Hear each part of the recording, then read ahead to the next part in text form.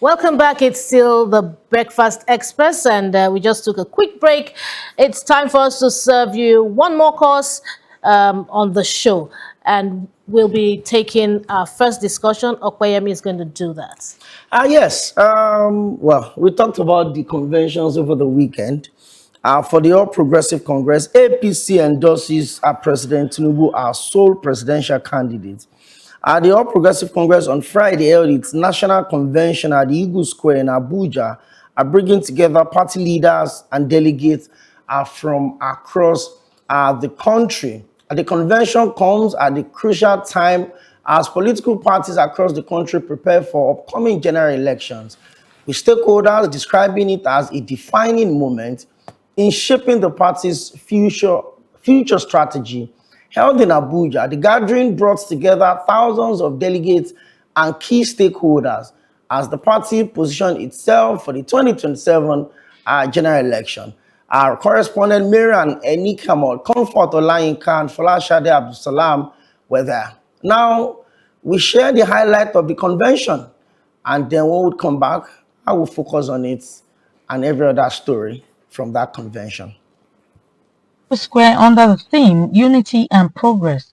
The convention drew thousands of delegates, party leaders, and government officials, all reaffirming confidence in the president's leadership and reform agenda. President Tinubu described the endorsement as a strong vote of confidence, pledging to consolidate his administration's renewed hope vision and deliver sustained economic growth. He also called for unity within the party, describing it as the party's greatest strength. The president highlighted key economic gains, including declining inflation, improved GDP performance, and renewed investors' confidence, while defending recent electoral reforms as steps towards strengthening Nigerians' democracy. We are united around the shared belief that our country can be greater and better served. That democracy must work for every Nigerian. That leadership must be anchored on vision, discipline, justice, and development. That historic unity gave back to a moment that changed Nigeria political landscape forever till now. Top party leaders echoed support for continuity. Senate President Godswill Akpabio said the administration's achievements showed Nigerians is on the path of sustainability and growth, while Speaker Tajuddin Abbas stressed the need for policy consistency and legislative stability. From what you have done, transforming Lagos, transforming many states in the Federation, building men across, you are one man that has sight and you also have vision, and that you translate it into Nigeria. Mr. President, Nigerians are yet to see the best of you. Despite the difficult economy you met, you are turning things around. You have brought about tax reforms. You have brought about dignity to Nigeria. The recent visit to the United Kingdom, after 37 years, shows clearly that Nigeria has now come on the world stage. Congratulations. Mr. President, Your Excellencies, our governors, I make this passionate appeal with urgency. As we commit to continuity at the executive level, we must also secure stability within the legislature. The high turnover of senators and members over the years has come at a cost to governance, to lawmaking, and to public resources spent on constant training. Governors under the APC also expressed confidence in the party's chances in future elections, describing it as the dominant political force moving forward. The ability to listen, to accommodate, and to stay united has been central to our strength. As party members, we must continue to protect that culture, one dialogue, inclusion, discipline, and collective responsibility. Your Excellency, Mr. President, you have shown courage to take difficult but necessary decisions. The renewed Hope agenda reflects a clear commitment to long-term progress, even when the path is not easy. We gather here today not merely to fulfill a constitutional obligation of our party, but to celebrate a political movement that has continued to grow in strength, deepen in structure, and mature in purpose. From the ward to the local government, from the state to the zonal levels, our party has demonstrated remarkable resilience, unity, and democratic discipline in the conduct of its activities and congresses. With a united front and renewed backing for President Tinubu, the APC says it is formally positioning itself to retain power in 2027. Folashade Abdulsalami, MITV Plus News. Welcome back. I'm sure you enjoyed that report, and that was the ruling All Progressive Congress in Abuja, over the weekend, endorsing President Bola Ahmed Tinubu as the sole presidential, well, no longer aspirant, maybe candidates now ahead of the 2027 election.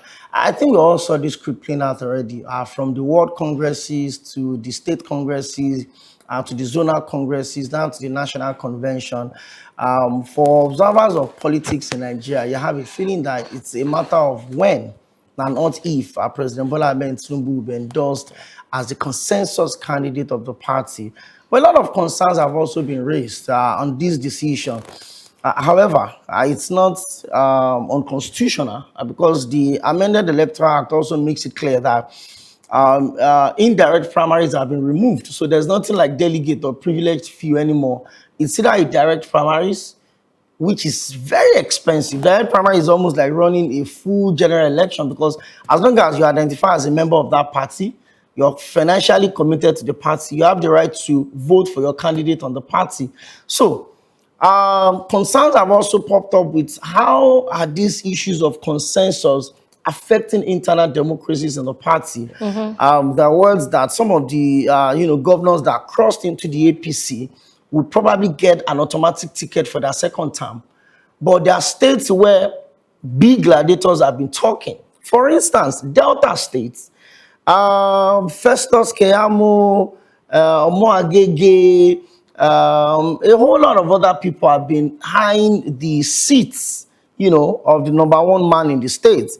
But the governor had moved into the All Progressive Congress. In fact, one of the earlier brides that the APC welcomed around this time last year, and that's Governor Very Very. Now he's moved.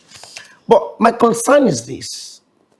Democracy thrives in the face of credible and active competition. It helps us to not just get mediocres now, get people of quality over quantity, people of credibility, capability, and competence that would flag the, be the flag bearer of the party. But now there's a consensus. It means that the ABC will not even do any primaries again. The focus is clear. The return of President Bola Ahmed Tinubu for 2027 to 2031. What do you make of this whole process? There are concerns about consensus weakening internal party democracy. Perhaps a member of the All Progressive Congress from somewhere is nursing ambition to also become the president on the platform of the party, or to become the presidential candidate of the party. But with this consensus, the dream is dead for just being a member of the political party. What do you make of this whole consensus conversation? Well, what I make of it is probably the same thing or very similar to what you make of it. Democracy is, we all know the definition of democracy. I mean, there's supposed to be a free hand for everybody. The people should be able to, take their decisions, come out and say, this is what I want and all of that. But you see, the master strategist, the man understands how these things work. He understands the people of Nigeria. I'm telling you the truth. He may not be doing the things that the people of Nigeria expect him to do. Does not mean that he doesn't understand The politics. the politics of Nigeria and how the people's way of reasoning, of thinking. And he has used it to his advantage anyway. Like I said earlier, everybody was saying, you know, joining the APC is, you know, some sort of protection. You know, they're under that protection. And a lot of people, some people may have been nursing that that ambition, which is, there's absolutely nothing wrong in it. But, you know, they dare not think it or mention it. You saw what happened to Oshibajo, didn't you see what happened to him? In fact, by the way, was he at this convention? I'm not sure. And a lot of other people who were there in 2023, were they at this convention? I didn't see them. So that just tells you that, you know, some people have just backed down. And for me, it is, I don't see it as democracy through and through. Do you understand? It's for me looking like a dictatorship in, you know, in some sort of way, because people are really, really not free, and that's not the way it's supposed to be. It is democracy anyway. So everybody should be able to come out with their ambition without anybody feeling bad about it, without anybody bearing a grudge. Everybody should go for it, and, you know, the winner will take it all, you know, and there should be no problem. But unfortunately, everybody has to go this one way. That's what is playing within that party. Honestly, if I want to look at it objectively, I kind of respect the PDP, what's going on in the PDP, more than what's going on in the APC, because really there's really nothing going on in the APC. There's no excitement for me. It's, you know, it's like people who don't have a choice but to go this one way, and that's really not democracy. And I absolutely agree with you. When there's no openness, when the system looks gated, and then it feels like it's an ambition of one person. And not just gated. The gates have been locked, padlocked, chained. And somebody is holding the key. And so just one person is holding the key. Build up to the 2023 election, when the former Vice President, Professor Oshibajo, jumped up on the ballots to contest the ticket of the APC. And a lot of people were asking him, what are you doing? The person you want to contest against was your benefactor. He nominated you as vice president. You were his commissioner for justice and attorney general when he was governor. Some of the judicial reforms that we have in Lagos today were actually under the leadership of Professor Oshibajo when he was attorney general of Lagos State. But he stood his ground, went into that election alongside the then Minister of Transport, Right Honorable Rotimi Amaechi, that is now saying he's hungry. Now, he's joined the ADC, by the way, and he says he's hungry. And he was also on the ballot. And we saw a lot of people step down eventually. The likes of now distinguished Senator Godswill Akpabio has stepped down at the convention ground in 2022. And it kind of changed the dynamics for me, because there were words those times that the ruling, the sitting president, now late Muhammadu Buhari, did not exactly, you know, tilt towards the candidacy of Asiwaju Bola Ahmed Tinubu. I remember the Abeokuta declaration, where it says that the then president cried after running election 3 times, and then that is calling the bluff of a sitting president, telling him that I made you president. We told you will contest again, don't cry. And then it happened. He referred to a governor as a sitting governor. So those were statements of intent, like, I'm going in for this one. And after it, the Emilokon slang came in. And that was what, you know, dominated the entire electionary campaign of 2023. Emilokon, Emilokon, Emilokon. Now that the APC has endorsed the president, it's obvious that the biggest ambition for the APC now is the presidential election. Nobody's ambition is bigger than that of the president. All the governors, the campaign, and now they have 32 governors. They have absolute majority of both national assembly, that's the green and the red chamber. And you look at the composition of the different states. Yes, governors don't have more than one PVC, but you and I know that when you have control of state apparatus, it is difficult for anyone to think that you don't matter, because the governor is in charge of the states. He receives everything that comes into the states, including sensitive and non-sensitive materials by INEC, by the way. I'm not saying the governors will collect it. I'm basically saying that they provide security for wherever those things will be kept in their state. So if it's a consensus, and I understand where it's coming from, by the way, they'll tell you that to run a direct primary is very expensive. So if the APC says they have a membership portfolio of almost 10 million, that means every one of those 10 million members are entitled to determine who becomes the president or the presidential candidate this time around. But internal democracy is struggling.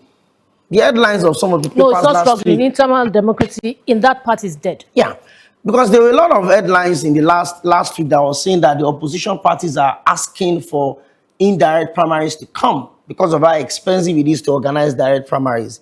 But like I said, if you look at the manner of these decampings, from governors to senators to reps members to assembly members, party heads, officials coming together, you will see that the sole aim of the APC in 2027 is to return President Bola Ahmed Tinubu. So why would anyone want to come out and contest that when you know very well that the party is leaning towards returning this same person? He's not just the president for years.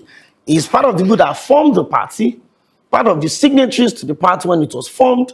He's always been the leader of the opposition from AD to AC to ACN to APC. He's always maintained that line of progressives according to what they call themselves.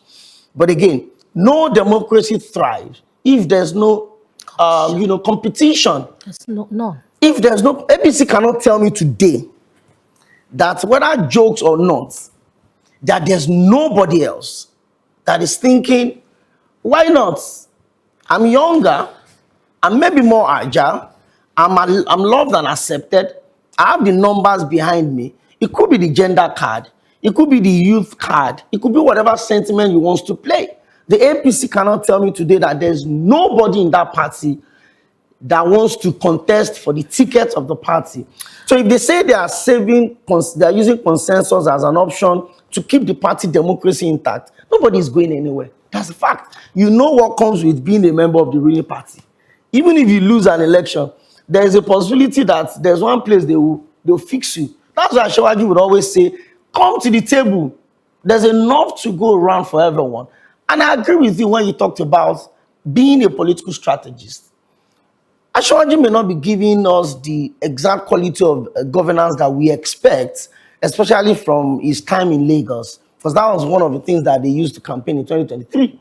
But when it comes to politics, when it comes to the details of politics, if you compare Ashwaji, President Tinubu to late Muhammadu Buhari was the preservationist. Nothing stains my legacy. Whatever you want to do, do it. Tinubu, his eyes are everywhere. The man understands, like we must agree. He understands politics, okay? And he did not just start now. This man has it all planned out. Now, when you spoke about Osinbajo, I said to myself, I said, after what happened to Osinbajo, after his reaction back then, who would want to be in Osinbajo's position? Nobody. And then I looked at myself. I looked inwards. I always say to myself, before you criticize, do a thorough check of yourself. And I remember I cast my mind back a couple of decades ago. I had this PA who was working with me while I was an executive director, somewhere. And she was so loyal. I loved her so much. And I knew she loved me. But for 1 week, she was coming to the office and she wasn't looking good. And I knew there was something inside of her that was disturbing her so bad. So one day I called her into my office. I said, you need to sit down and let's talk. What's going on inside of you? And she burst into tears. She said, well, that she's been thinking about how to come and discuss with me. She got an offer. She applied to the National Open University, to work there. And, she just applied anyway. And, they granted her request. And so she's finding it so difficult to tell me, to leave me, And I said to her, Are you all right? No, I just want to know, is there something wrong with you? How would you be considering me in this situation where you have a lifetime opportunity? I said, go and write your resignation. I want to sign it this second. And I signed that resignation. I want to tell you that this lady still works with the National Open University today. She's had all her children there. She got married while she was working there. And life has moved on for her there. And I'm so proud of her. Do you understand what I'm saying? So this idea of because I brought someone into somewhere, because I did someone, listen to me, we need to stop playing God. We need to stop it. You see, and this is what thrives in politics all over the world, because a typical politician, and that's why, you know, I said the other day, I don't know how to play politics. I can't be a politician. You know, because when I sit down and say these kind of things, people will very quickly condemn me and say, what are you talking about? We're talking politics here. You're talking about being what? You know? So, and yes, I understand it. I understand it, but I can't play it. I can't do it. You know what I'm saying? So I'm saying that politics should be a little more open so that there'll be more competition. It would have been a nice thing, because listen to me, any which way, no matter how many candidates came out, if there were candidates that were coming to compete against Asiwaju, right? You and I know that they will not win. But I think they should have, you know, all the same left it open. So anyone who wants to come out should come out. And it would have been more interesting internally, if you understand what I'm saying, for Asiwaju to win. You know, not because he's the incumbent, but because, you know, they believe, some people believe in him and they're his loyalists, and they believe that given a second term, he will be able to do the things he has not done in the first term. You know, so this is really my take. I believe that, you know, it could have been more interesting, but it's a one-way traffic. You know, while I was an undergraduate in university, I was actively involved in campus politics. And when I wanted to run for, I was the spokesperson for the student union, that's the SUGPRs, and I wanted to run for the president of my faculty. And my opponent came into my department and picked his running mate from my department. And then so my lecturers called me like, oh, should we mediate? Because I know that picking a running mate, there is a woman from my department would also take votes. Yes, away. And because my department have never produced a president at the faculty, and we are the largest, so my department feels like, listen, we have a chance. And let's put all our eggs in one basket. So my head of department called us that, can we have a meeting? Called that my friend, that is the running mate to my major opponent. And, you know, department wanted her to step down so that we don't divide the vote of the. And I said, no. Victories are sweeter when they are contested. Thank you. That's someone who understands. I want to wake up in the morning and see you on the campus and say, I beat you to this office I'm holding today. Nice one. And I told the HOD, like, listen, I understand your concern. You feel like these are not the biggest opportunity for the department to have the faculty president. Let us go to the polls. Let her come and campaign at the department. Take as much vote as it can take from the department. Take it to my opponent, who also happens to be my friend, by the way. Let's run. Nice. And at the end of the day, it was just one way, you know. So imagine if I'd agreed to that consensus and so who won? Maybe tell us who won. I did, come on. Of course. I did. Okay. I did boldly enough, you know. But what I was trying to arrive is that it made it more competitive. She was coming into we're classmates, level mates, but she was campaigning to our departmental mates to vote for her. A few of them voted for her. They have the right to. True. The same way I was able to go into my opponent's department also to also campaign. So the beauty of every victory is if it comes from a battle. Yes, you know, and you see, I truly understand what you're talking about, because I once went for a position as well in my alumni association. I was global president, the first female for that matter, and at the time we were 2 females. You know, and I said to my opponent, I said, listen, when she said, oh, Senator, you can't because I'm going to be the next president. I said, listen. And she's even calling you Senator. Yeah, she said, I said, the more the merrier. Yeah. The more the merrier. But she didn't like it. And till today, she doesn't talk to me. Oh, wow. You know, but you see, when you say a competition was keenly contested, That competition, the very first ever that we had, the hall was full and overflowing. People came in my classmate flew in from America and came straight to the venue. I'm telling you. So it was. So I understand this guy. It's sweeter like that. That's what I'm talking about. I wish he had made it open and said, you know, you guys, anyone wants to come. Even if it's one that will give the other people money to purchase the phone. Exactly. But make it competitive. You know? I remember, you know, under Olusegun Obasanjo, you know, the 2007 PDP convention, I was in Abuja to cover the convention.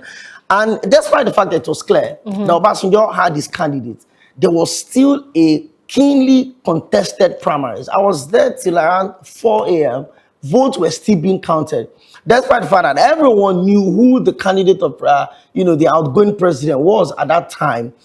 And whatever wisdom in which the APC decided to have a consensus, and maybe they don't want the distraction of the old primaries and then printing forms and all of that. First off, when there are more people in the primary, it gives a lot of money to the organizers because everybody will pick up form.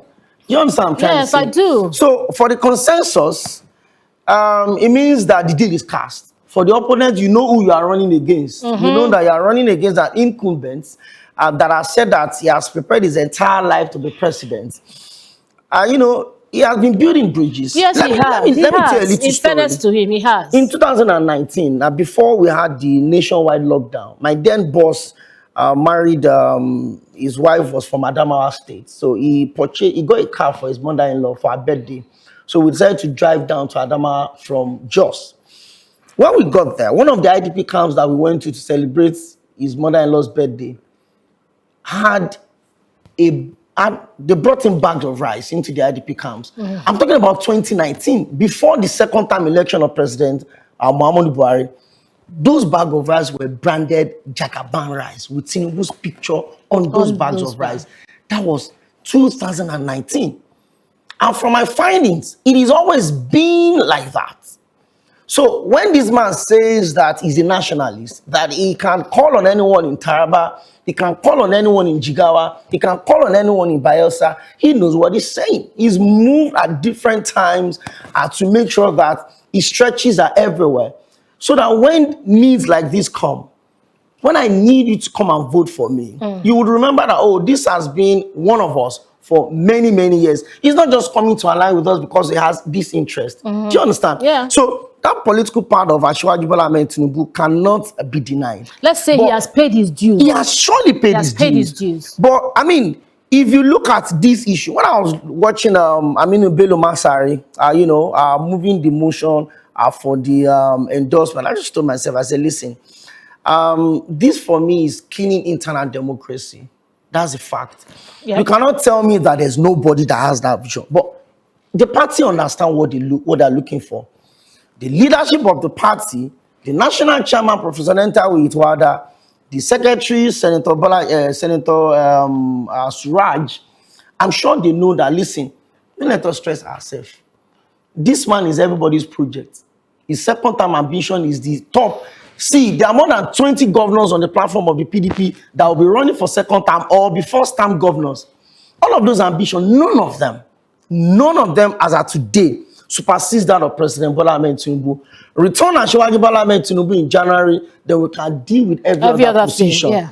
So I think that's what brought up this whole consensus. But again, I'm hoping, and I'll continue to hope that internal democracy will be allowed in the APC and other political parties, because I think the Electoral Act will make it difficult. So sorry to just hold your thought there, and sorry to cut you. Now look at PDP that just last week didn't even know where they were coming from or where they were going to. Do you understand? At the end of the day, you know, their own convention seems to be, you know, looks a bit more glorious. And we're still going to the PDP story, but I'm saying, in my eyes, in my opinion, you know, I think there was a lot more activity in there. This one was too straight-jacketed, if you ask me, in my opinion. And so, yes, it is important that we allow internal, you know, democracy to thrive, you know, to thrive. That's my take, really. Well, it's politics, and then in their own wisdom. you would always have an idea that what was going to happen. And from the World Congresses we always to the knew zonal now. congresses, Yes, now. you knew that it was Asiwaju or nothing. So I stayed a week all through and I watched the convention from the speeches of Opeyemi Bamidele to Dayo Israel, the national youth leader, to distinguished Senator Godswill Akpabio, the number 3 man, to Bello Masari, Professor Nentawe, the national chairman. Everyone that spoke, you would always know that it's a consensus. But again, like I said, the ambition is Asiwaju. I'm not sure there will be such consensus in 2031 or in 2030 when we are running the primaries for 2031. Because one, there won't be an incumbent. It's going to be a new person coming on board. Yep. Maybe the person is part of this cabinet or this administration. It's a different ballgame. Or perhaps someone that would have been handed down. Yeah, handed but over. we're just appealing to political parties to embrace internal democracy, even if it's not as competitive as we'd expect, even if it's just a facade, like a show-off, but make it look like, yes, not be only me contest. Other people also indicated, and maybe people don't value such. Like I said, competitions make victory sweeter. It makes victory sweeter, no doubt. And you know, I just hope that, you know, after President Bola Ahmed Tinubu's tenure is over, done and dusted, I just hope that he can kind of sit back or step back, you know, such that whoever Which is of the tenure, first term or second term? second term now. we've not done election wait now, too. but we already know. No, I don't know. Well, There's election in January. Well. If he returns, okay.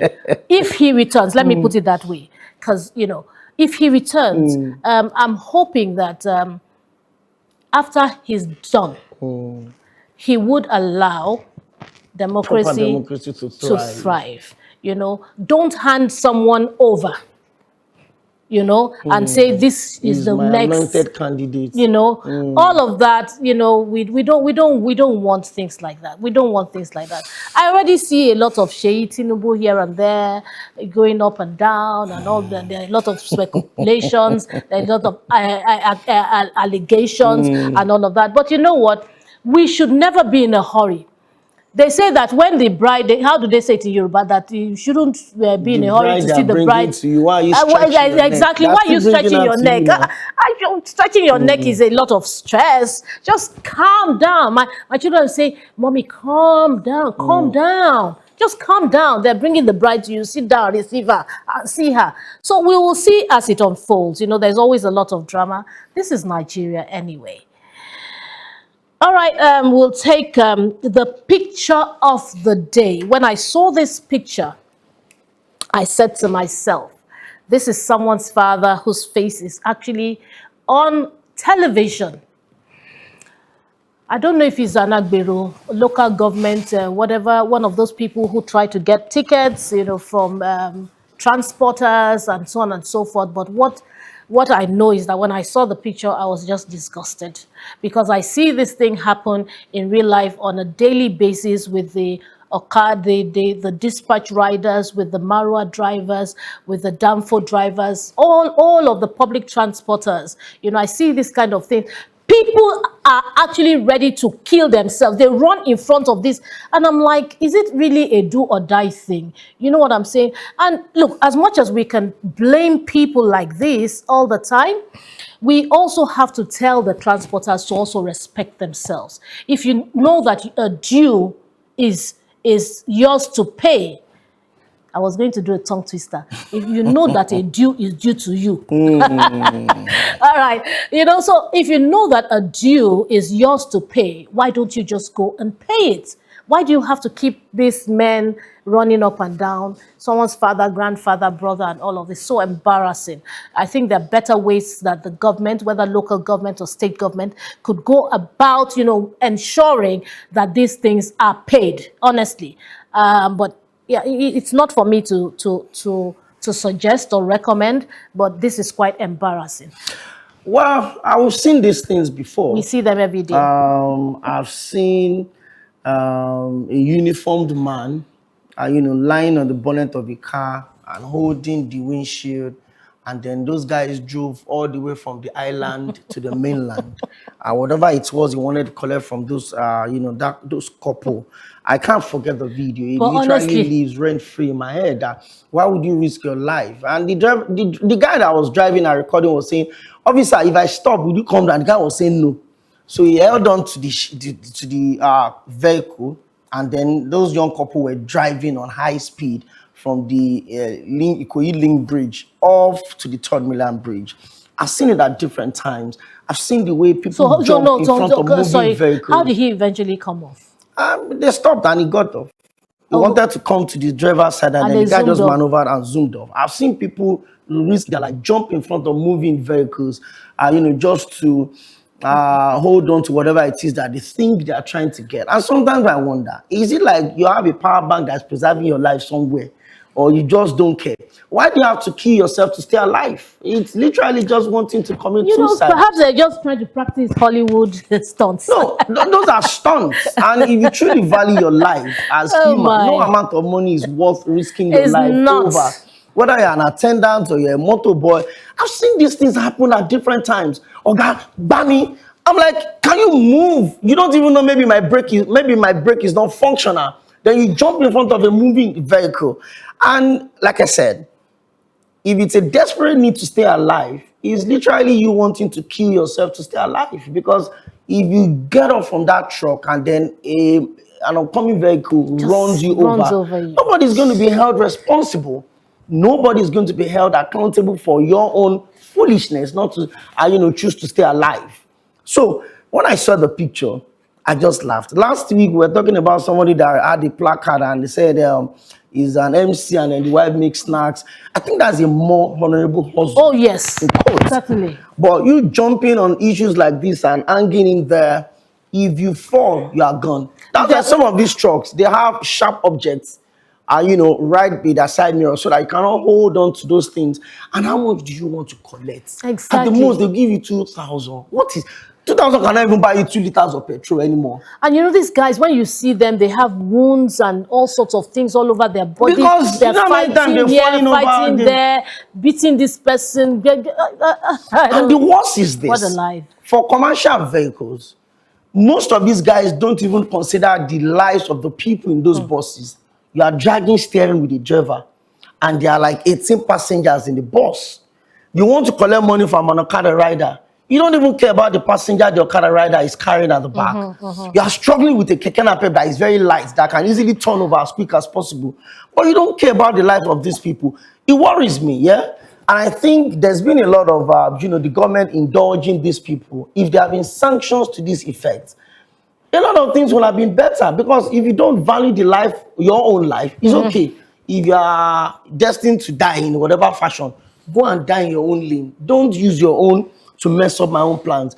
It's a funny picture, but it's the sad reality of the society we find ourselves. People would choose survival over living. And that's the wrong way to live, though. Very wrong way to live. All right, we need to move on now. Let's go to the second discussion. On the breakfast table, well, we always, equity for us is key. We've talked about the APC, and now we're going to be discussing the PDP convention. Wike bloc installs new National Working Committee in Abuja. Delegates from Kebbi, Ekiti, Bauchi, and several other states on Sunday led the charge at the 2026 National Convention of the People's Democratic Party, which was backed by the Minister of the Federal Capital Territory, Nyesom Wike. The party unveiled 19 new members of its National Working Committee at the velodrome of the Moshood Abiola National Stadium in Abuja, in a move aimed at repositioning the opposition platform. The PDP Constitution 2017, as amended, provides for a 19-member National Working Committee at the national level, outlining its structure and responsibilities within the party's leadership framework. PDP! PDP! This is not PDP. PDP! PDP! Power to the people! Power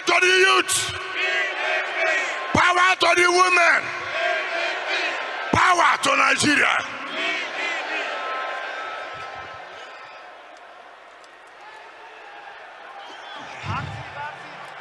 Your Excellencies, our dear leaders, our founding fathers, the former governors who have shown today that they are really true leaders of this party. The chairman and members of the caretaker committee of our great party, the distinguished senators led by Senate Minority Leader, Senator Abba Moro, the Minority Leader of the House of Representatives, led by Honorable Kingsley Ogundu Chinda, all our state chairmen, the zonal vice chairman, all our delegates, gentlemen of the press, ladies and gentlemen, let me first of all thank our leaders, thank our delegates who have defied everything, but said today is a day to continue the renewal. Today is a day to unite the party for us to move forward. So many people have spoken here. Senator Saraki has said with Abba Moro that they were saying, is PDP going to contest this 2027 election at all? I have told Senator Saraki, by the grace of God, PDP will be in the ballot of 2027.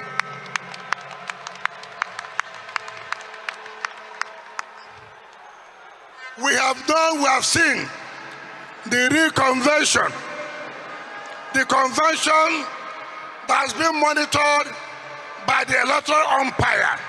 That's the convention that is recognized.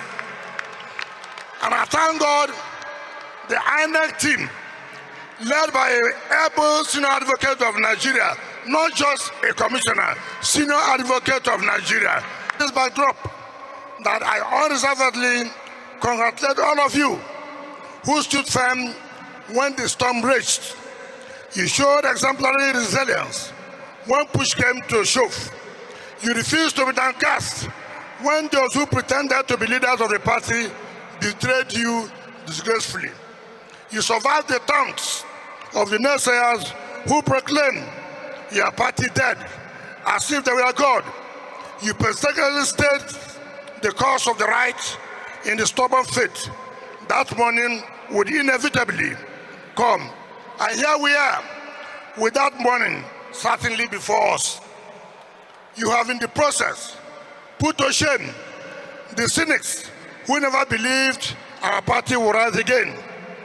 Together, we are standing on the positive side of history with renewed energy, vision, and purpose, more united and committed to the task of making Nigeria a truly prosperous country. You are undeniably great men and women.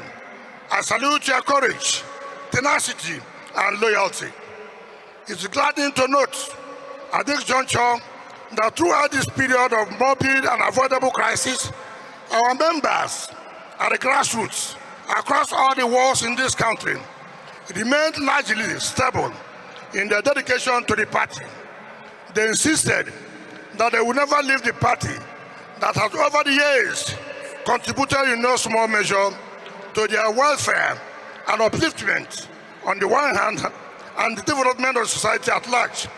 So, while they watched the ugly spectrum of the infidelity of opportunistic elites that were gyrating from one party to another in the pursuit of selfish purposes, they remained faithful to the party, praying fervently for a renaissance to come.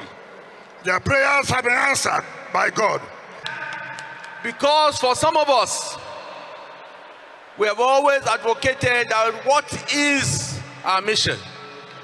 Our mission is to ensure that we'll create a platform on PDP for those who want to aspire any ambition come 2027. And to do that, we must ensure that we have the validity of our processes. So we thank God that at a second attempt, we are here now doing a convention that has the validity of the INEC, which is key in this process. So as I thank the Almighty God, we must thank those who worked hard, tirelessly, for this day to happen.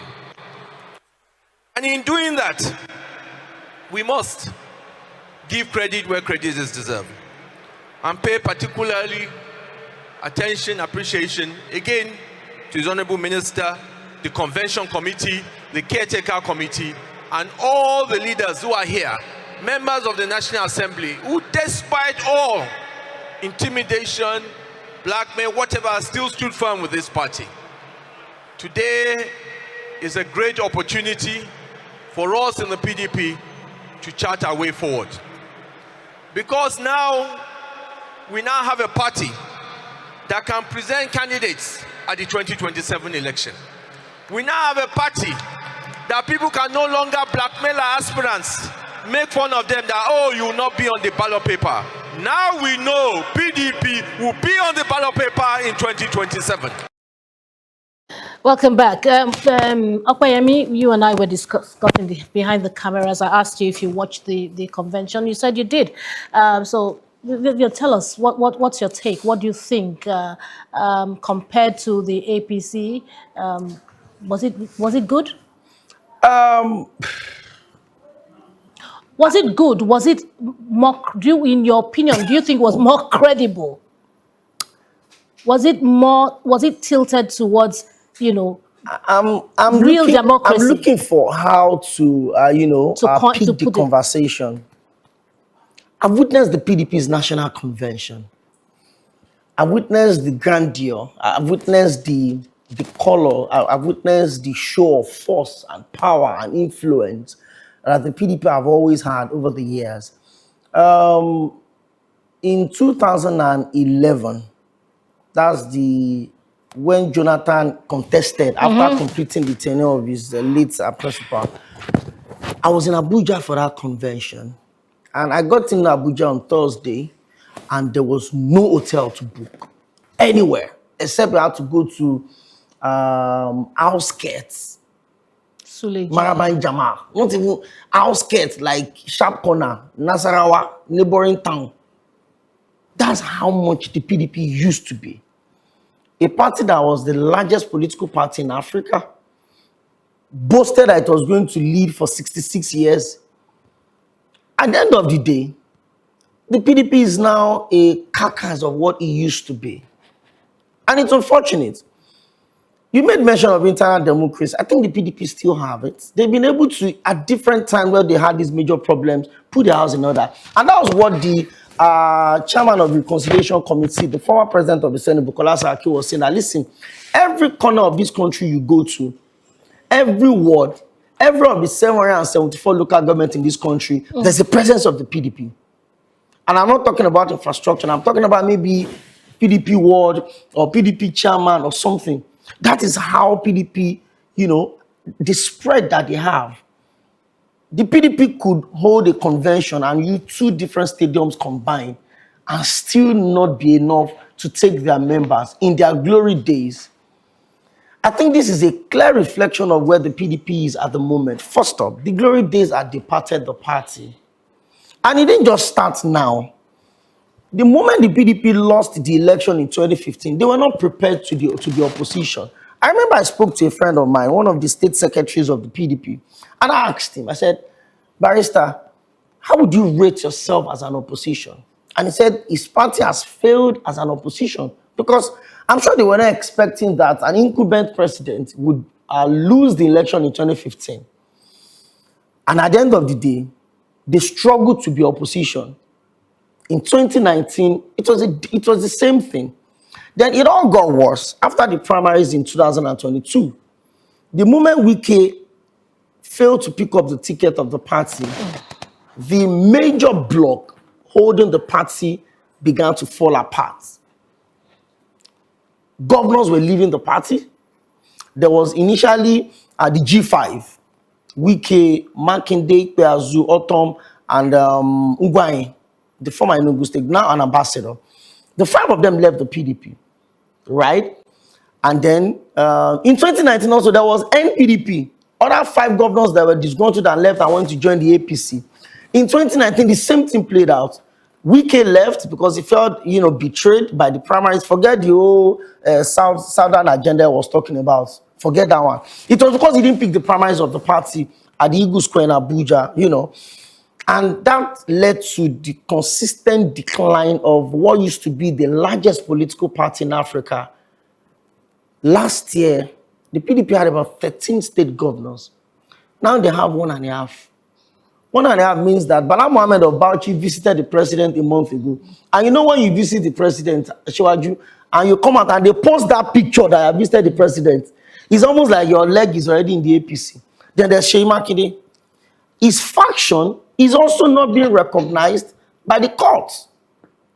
So the PDP has been having issues. About 11 states now have their congresses that have not been ratified and recognized by the National Working Committee. There is the Turaki faction, SAN. There is the Wike faction. Under the Turaki faction, there is Seyi Makinde, there is Arapaja, and a few others. Under the Wike faction, there is Senator Natasha Akpoti, which, surprisingly, she was at the convention in November in Ibadan. Now she's at the convention against this time around. There is still Bukola Saraki. There is the factional secretary, Senator Ayao. All of them were in Abuja yesterday for the convention. But out of it all, the PDP had its convention in the Velodrome. And that was a show of the lowest they stooped over the years. And when I say I've seen the PDP flex muscle, I know what I'm talking about. The PDP went into the 2007 election with over 30 governors under Olusegun Obasanjo. And within those 8 years of Obasanjo, the PDP had about 5 Senate presidents. You mess up, you are removed. You mess up, you are removed. So the cracks in the PDP did not start after the 2015 election. It only got worse because they were not prepared to be opposition. They've gotten used to power, they've gotten used to things being done. And when the APC came in, there were a lot of things you can criticize. I read one of the books by Segun Adeniyi, Against the Run of Play, how the PDP lost the election, Jukulo Jonathan, in 2000. In fact, there are 2 books I recommend that you check and read. Power, Politics, and Death. How Yar'Adua died in the process of his election, his office, and Against the Run of Play, by the same author, Segun Adeniyi. And I learned that in that party, the PDP structure was already having cracks. But because they were big, it wasn't showing. Do you understand what I'm trying to say? Because, they had the states, they had the Senate, they had the reps, they had the assemblies. It was a big family. That's what the umbrella, signifies, by the way. But after the 2015 election, they didn't prepare to assume the role of the opposition. And then you are coming against an administration that rode on the wings of propaganda to win that election against you. I hope the PDP can fix the house. I hope that the convention of yesterday will not be challenging courts. Because Turaki was not at that convention. There are factions, obviously. Seyi Makinde was not at that convention. His Excellency Arapaja was not there. And I'm sure they will not fold their hands. If this faction that conducted the primary convention yesterday went to challenge the outcome of the November convention in Ibadan, then be assured that the people that organized the November convention would also challenge this one. And what does that put the candidate on the platform of the party? If you look at Ekiti, for instance, there's off-cycle elections in Osun and Ekiti in 2026. A lot of people are forgetting that. The Osun State Governor, Senator Adeleke, left the PDP and went to Accord. Why? He doesn't know the faction chairman that will sign his form. The Ekiti State governorship candidate of the PDP is not even sure if he's still going to have a valid contest in that election. So if you put all of this together, it's basically saying that The PDP may be trying to, rediscover its old glory. But like I said on Friday, and I'm repeating it today again, the PDP should not be so interested in the 2027 election. Yes, being on the ballot to give us credible alternatives in sense that, options, the more the merrier, like you always say. But the bigger problem of the PDP will not be solved in the shortest period from now to the 2027 election. You don't lose governors in that number. You've lost Bayelsa. Funny enough, Governor Diri Bayelsa was the chairman of the zoning committee that zoned the 2027 presidential ticket of the PDP to the south. And immediately he did the zoning, he left the PDP and came to the All Progressive Congress. From Akwa Ibom to Plateau, to Taraba, to Adamawa, to Delta, to Rivers, to Osun, that's Adeleke to the Accord, the PDP kept losing those members. Look at the Senate, for instance. The PDP had over 69 senators after the 2023 election. Go and check how many they have right now. But, like you said, all of this did not just start. It didn't start. And unfortunately, the PDP themselves, first of all, I think that there was a lot of selfishness. Everybody wanted it to go their own way. And with politics, it doesn't work like that. You have to work together. They're usually stronger together. Now, the APC were patient enough, to just sit down and look at where there were cracks in the wall, PDP. and they just seized the opportunity, and they were just taking their members. Having said that, do you think that it is impossible for given the time that we have, do you think it's impossible for the PDP to put up a good show? I've said this over and over again. I think the PDP should not prioritize 2027 election, and they may not like it. Don't you think that's a bit unfair? So, I'm a realist. I work with numbers a lot, and I look at what is on the ground. But sometimes that the more you look, the less you see. Well, as a young man, I have a couple of years up my sleeves when it comes to following Nigerian politics, and I'll tell you for a fact, when you're running against an incumbent president that understands how power should be used. Maybe the difference between Tinubu and Buhari is the fact that Buhari is a self-preservationist. He doesn't want anything to taint his image. Whatever you want to go and do it. That's why there are a lot of cabinet members of Buhari that were not even in talking terms.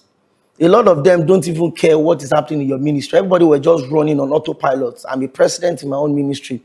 And that affected us for 8 years. Buhari will raise the hand of a candidate that is running against the candidate of his own political party. It happened between Buhari and Ibikunle Amosun when he went to present a candidate to Buhari in Abuja. Let's not divert. So now I'm just saying that the timing is key. This is March. We're going to step into April in a couple of days. And then the electioneering will begin fully after the primaries. Is there enough time for the PP to fix it? I don't think so. If they have governorship candidates across different states, especially with the coming on board of the ADC. See, the ADC as a coalition changes the dynamics. It changes the dynamics. Apart from the fact that those states that the PDP used to hold on to, especially in the Southeast, went to the Labour Party candidate in 2023. The ADC coming up changes the entire dynamics. If the ADC was not in the picture, a couple of people that are leaving the APC will probably be going to the People's Democratic Party. So that's why I'm saying that, first off, the PDP as of today, give and take, is probably not even the biggest opposition party we have in Nigeria anymore. Is it even, well? Exactly. Yeah, they still have the majority in the National Assembly, the minority rather. But in terms of political conversation, in terms of the politics itself, do they still have enough time? I don't think so, Tom. A lot of us often think that politics is when we go to the ballots to vote. No, that's like the list on it. What happens before? What happens after is as important as that day you go out to exercise your franchise. The PDP needs to fix the house they have at the moment. Like I'm saying, maybe before the end of today, you hear that How? the faction. How? I'm coming. You hear that the faction of Turaki has gone to challenge the outcome of this one. So we have another stretch of, litigations, court appearance. Why the other political parties are preparing for an election? So what are your recommendations? The PDP needs to sit down and set up a proper mechanism within the party that punishes members that have at different times shown disloyalty to the party. I was saying something a couple of months back that if you suspend people for anti-party, please tell me a more defined, living example of anti-party than Wike. Why is it difficult for the PDP to hold it down that, listen, Mr. Wike, you are not just serving in an APC government, you are consistently saying that you are interested in returning the president in an opposition party. So what happens to the candidate of our party, your own party? We can said it over time that he's going to return President Bola Ahmed Tinubu to be president. Right now you're kind of confusing me because I don't know where you. I'm just putting the numbers on the table. No, because for we you. spoke about Wike, and you were in support of Wike, and his ideologies, the way he's thinking, his modus operandi. If you ask me, No, you are kind of in support of him. I said as a public servant. Okay. I respect Wike, Lord. He's doing his job as a minister. He's remodeling Abuja. But his politics, I don't exactly align with it. Oh, okay. And that's what I said. And that's why I'm driving this one to. The PDP will need to sit back and say, you know what, guys? Let us take our loss on this 2027 election. Let us re-strategize. Set up a proper reconciliation committee. Reach out to the members that have left your party. Because there's going to be also fallout in the APC after the election in 2027. So I was thinking by now, the PDP will sit back and say, let's wait. We still have the goodwill of the people. That's a fact. The PDP still enjoys the goodwill of Nigerians, right? Secondly, let us set up a reconciliation committee. Thirdly, let us organize proper congresses across all the 36 states. Let new leaders emerge. Let's properly play internal democracy. Everyone that is aggrieved, let's settle it. Withdraw all court cases. That is a major way to go. Honestly. Withdraw all court cases. Let us bury our issues. Let us sit back and say, guys, how did we get it wrong? Where did we start getting it wrong? Rather than trying to reconcile and put up a convention because we want to be a part of the 2027 election, fine and good. But the major concern for the PDP now, like one of my mentors would always say that there's a nail on the coffin of the PDP that 2027 will know that if they want to remove the nail or send the nail down into the coffin. And I think the PDP can still salvage everything glorious for that party. But they have to go by the virtue of sitting back, re-strategizing, appealing to members that are angry. A lot of these members left the party not because they don't support the party anymore, but they are not sure of their own future. If I'm a governor, I spend billions to contest for office, and then the courts will say, Oga, the faction that signed your form is not the legalized, is not the recognized faction. So you lose everything you've worked for. And that is the basis upon which the governors are living. So I would think that the PDP need to, for now, fix their internal problems, appeal to members that are in court to withdraw all their court cases. I know it's going to be difficult, but if it truly mean well for the party, how many times have APC gone to challenge outcome of policies in the parties in the last 3 years under administration of Bola Ahmed Tinubu? One. Then secondly, the PDP needs a rallying figure. Someone that can wake up and say, this thing you are doing is enough. Someone that can look into Wike's eyes and say, Wike, you are destroying this party. Stop what you are doing or you get expelled from the party.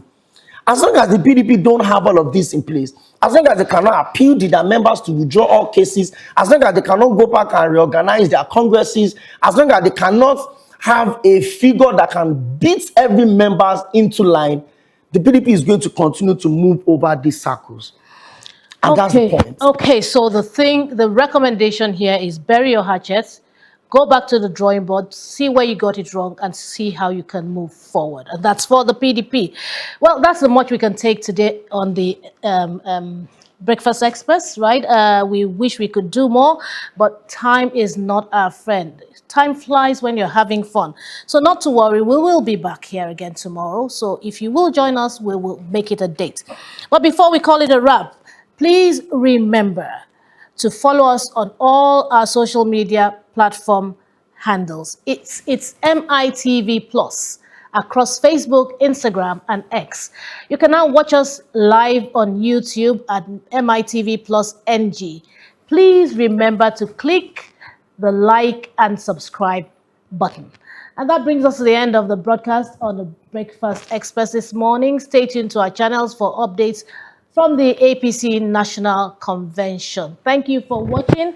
We'd like to say our goodbyes quickly. Let me read a short quote from Wiki. No. It's just a very short quote, And it says, this convention is being monitored by INEC, and this is the one that will be recognized. He said, I congratulate those who stood firm when the storm rose. It shows exemplary resilience when push came to shove. Those that refused to be downcast when those who pretended to be leaders of the party betrayed it disgracefully. I am Wiki. I am the national leader of the People's Democratic Party. That's a statement of fact. If you want to argue it, go to the courts. My name is Opeyemi Akinode. Remember, the task of building this country begins with you and I. Do the right thing. Opeyemi is so into politics that he even almost forgot to tell his surname. Opeyemi, thank you so much for your analysis. My name is Tom Aderile. I hope to see you again tomorrow. God bless you. Thank you for watching. Excellent.